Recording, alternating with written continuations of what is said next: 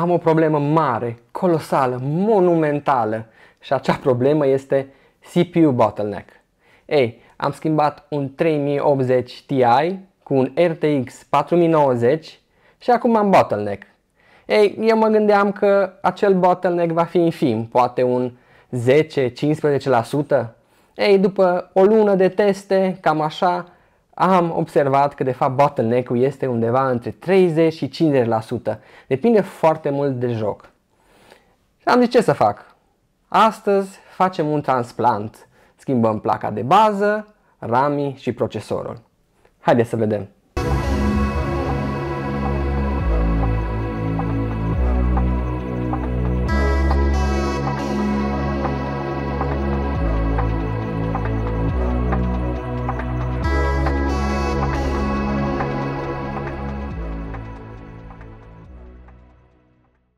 Bun, acum în sistemul actual avem o placă de bază de la Asus Maximus 12 Formula, care are și cooling pentru VRMs, n-am avut nevoie de așa ceva, ca și RAM. Avem 4 stick-uri, 4 plăcuțe de G-Skill 3600 DDR4, CL16, este super mișto latența, sunt foarte rapizi pentru DDR4, la vremea la care i-am achiziționat. Și ca și procesor avem clasicul i9 din generația 10-a 10900K, care are 10 nuclee și 20 de thread-uri.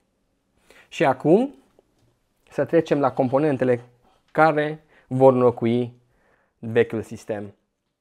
Vorbim aici despre un G-Skill, 2 plăcuțe de RAM DDR5, 7600, probabil se va putea face overclock și la 7800. Avem un i9, generația 13, ultimul gen de procesor de la Intel, 24 de core-uri, acesta are 8 P-cores, 16 E-cores și 32 de thread-uri de la 20. Cred că va fi un upgrade pe măsură. Și, nu în ultimul rând, placa de bază. Un ROG Maximus Z790 Hero. Acum la ce mă gândeam este că folosesc un I.O. de la NZXT Z73, care de fapt are un LGA 1200. Trebuie să văd placa de bază dacă are suport pentru 1700, dacă are suport pentru 1200, dacă nu, am pus-o. Hai să vedem. Cât că am scăpat. Da, are 2 socketuri. Dacă ne uităm, vedem 2 găuri, 2 holes și pentru LGA 1200 și pentru LGA 1700. Deci suntem safe. Bun. Astea fiind spuse, hai să mergem la treabă. Hai cu build-ul.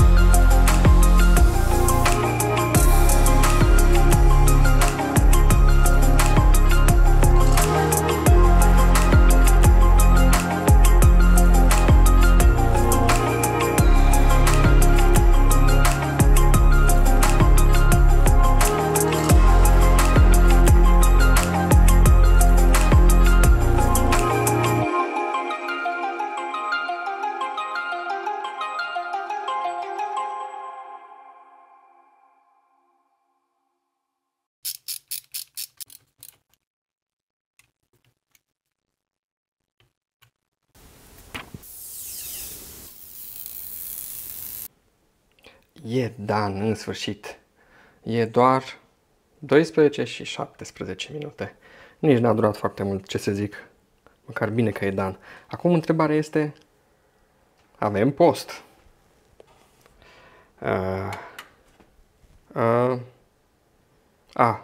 Sursa. Numărul 2 e cu noroc, nu? Hai să vedem.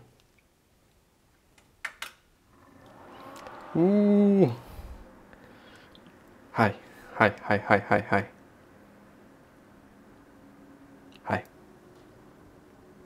Vă mulțumesc pentru vizionare.